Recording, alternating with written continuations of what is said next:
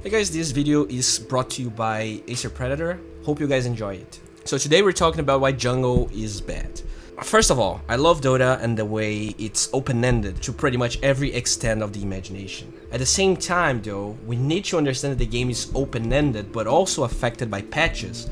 And I feel like we can say without a doubt that we'd reached a point in this game where jungle is actually pretty much useless. Do not get me wrong, Chen is not a jungler. When I say jungle, I'm talking about the old school Enigmas, Lifestealers, and Lycans that stay like 10 minutes right-clicking creeps in the jungle. I want to use this Gork game as an example. He's playing anti-mage, and there was a quick time in the patch where Wraith King jungle was probably the only viable jungler in the game, but that time is gone, and I want to analyze the impact that this jungler gets versus the impact Gork and his team suffers. So anti-mage is actually a decent pick this game, very little catch and a great core matchup versus the Slark, but AM needs a lane to actually get to the stage where he destroys all the Radiant heroes. Gork does the best he can, he offlanes going aggro against the weak Slark, which is the best move he has this game because he doesn't want to be versus that Undying. They tried their best, they were able to put relatively hard pressure onto the enemies, but the problem is that with Warlock, the Slark is so sustainable and the pressure that Wraith King applies is non-existent for a huge portion of this game.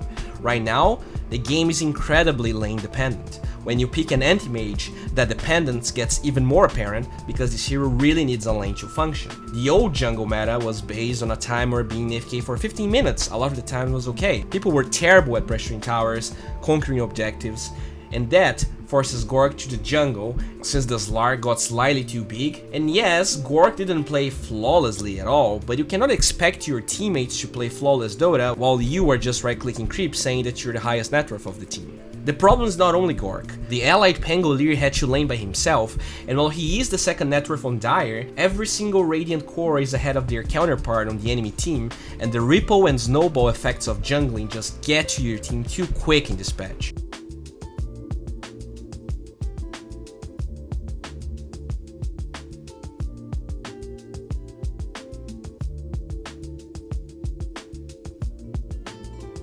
If you want to get better at Dota, do not jungle in this patch, and I can safely say that until the International 2018 ends, we will not live at a time where jungling is something you can do consistently. If we fast forward a little bit, we can see that the Wraith King actually got his Midas, but what's the end goal here? Can he gank?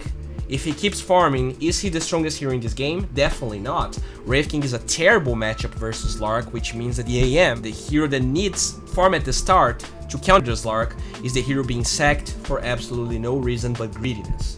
One thing is hitting creeps as a champ for 2 minutes because there's no rotations you can go for. Another completely different thing is picking a hero like Wraith King that doesn't win lanes, that is not the strongest hero in the game, and also just getting a Midas and hoping for the best.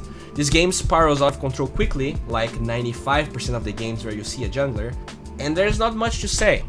Focus in lanes, get strong duo lanes, and make sure to enable your cores. Scapegoating your losses on other people is not a healthy way to win in this game or to get better. As I said, this video is courtesy of Acer Predator. Check the training room if you're interested, and that's it. Bye.